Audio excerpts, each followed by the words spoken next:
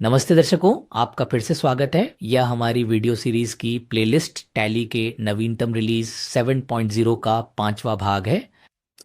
तो हम बैकअप की प्रमुख विशेषता को कवर कर रहे हैं इस वीडियो में। आइए कंपनी के लिए अतिरिक्त ऑन टॉप बैकअप सेट करने के विकल्प को देखें और हम यह भी देखेंगे कि आप इंक्रीमेंटल बैकअप के लिए कैसे कॉन्फ़िगर कर सकते हैं।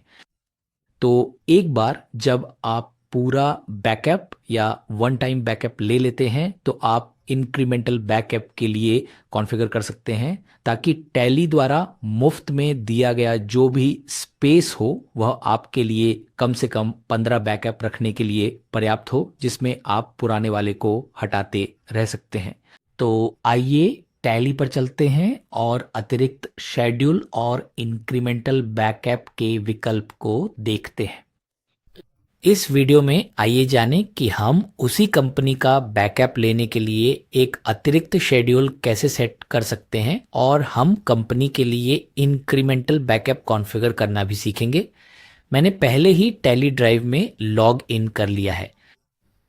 तो लॉग इन करने के लिए आप यहाँ डेटा बैकअप और रिस्टोर पर क्लिक करें और यहीं आप लॉग इन करते हैं। अब अतिरिक्त शेड्यूल सेट करने के लिए आपको बस शेड्यूल बैकअप पर क्लिक करना है और हम उस कंपनी को देखेंगे जहां हमने पहले ही बैकअप शेड्यूल किया था।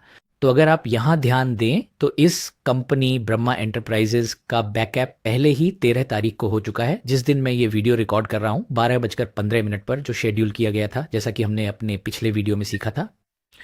लेकिन अगर आप ध्यान दें, गणेश जी लिमिटेड के लिए ये कहता है कि ऑटो बैकअप विफल हो गया है। विवरण देखने के लिए आपको बस गणेश जी लिमिटेड पर क्लिक करना है और ये कहता है कि 13 तारीख को 12:15 पर यह विफल हो गया है क्योंकि लॉगिन सेशन समाप्त हो गया है या अब मान्य नहीं है। अब यदि आप बैकअप लेना चाहते हैं तो आपको बस F6 दबाना है या आप यहाँ बैकअप नाउ पर क्लिक करें तो टैली आपको ये संदेश देगा। क्या आप बैकअप शुरू करना चाहते हैं? आपको बस हाँ पर क्लिक करना है। फिर से अपने टेलीनेट लॉगिन क्रेडेंशियल के माध्यम से मान्य करें। यह कहता है कि बैकअप प्रगति पर है। बस एस्केप दबाएं और अब आप देखेंगे कि बैकअप सफल रहा। तो अगला शेड्यूल पिछले शेड्यूल के अनुसार होगा जो हमने किया था। तो अब हम इंक्रीमेंटल बैकअप के लिए अतिरिक्त शेड्यूल सेट करने जा रहे हैं। तो हम इसे फिर से कैसे करें? कंपनी का चयन करें और दाईं ओर के बटन बार पर आपके पास यह विकल्प है शेड्यूल जोड़ें। शेड्यूल जोड़ें पर क्लिक करें तो अब यहाँ आप उस कंपनी का चयन कर सकते हैं जिसके लिए आप शेड्यूल जोड़ना चाहते हैं। तो आइए गणेश जी को चुनें और ब्रह्मा एंटरप्राइजेस को भी चुनें। सूची का अंत चुनें। बैकअप डेली है। समय सेट करने से पहले वर्तमान समय देख लें। अभी दोपहर के 12:47 हुए हैं।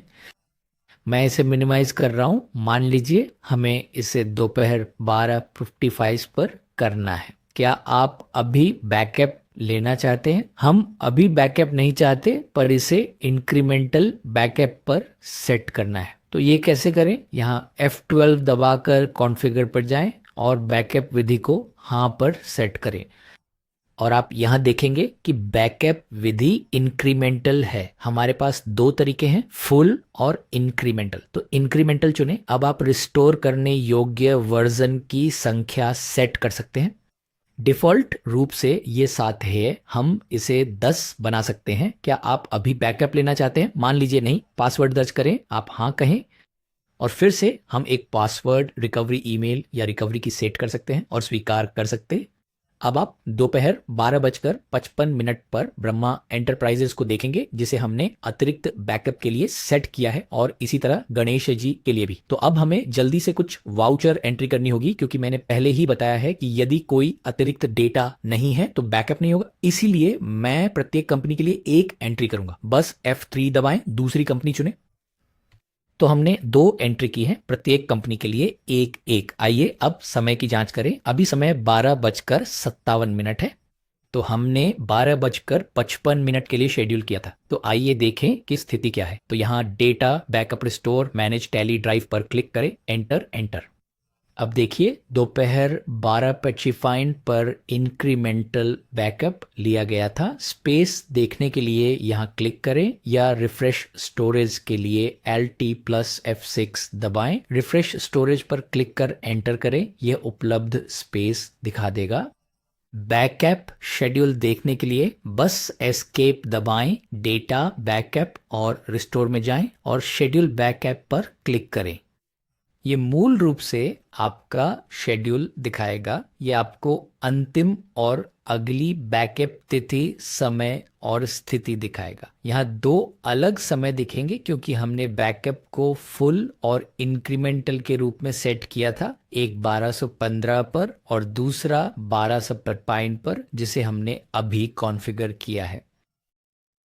मुझे उम्मीद है कि ये दो विकल्प वास्तव में आपके डेटा को बेहतर तरीके से सुरक्षित रखने में आपकी मदद करेंगे और इंक्रीमेंटल बैकअप आपको स्पेस का लाभ देने वाला है, ताकि वास्तव में आपको अतिरिक्त स्पेस के लिए भुगतान न करना पड़े, खासकर जब आप टैली ड्राइव पर बैकअप ले रहे हों।